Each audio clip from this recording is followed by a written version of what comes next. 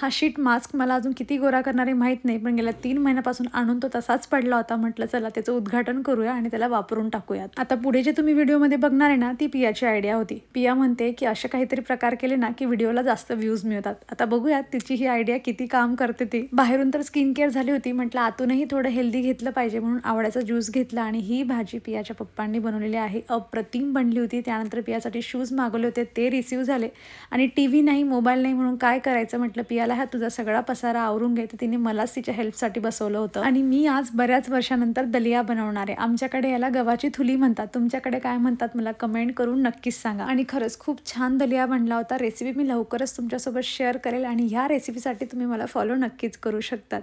Skin केअरच्या नावाने तुम्ही रात्री फेस वॉश करून जरी झोपलेत ना तरी खूप छान रिझल्ट मिळतो. पण मी ॲडिशनल नाईट क्रीम नाहीतर मग सिरम यूज करते आणि त्यानंतर मॉइश्चरायझर आणि लास्ट स्टेप म्हणजे लिप बाम. झाली माझी स्किन केअर कम्प्लीट. चला मग भेटूयात नेक्स्ट व्हिडिओमध्ये. बाय.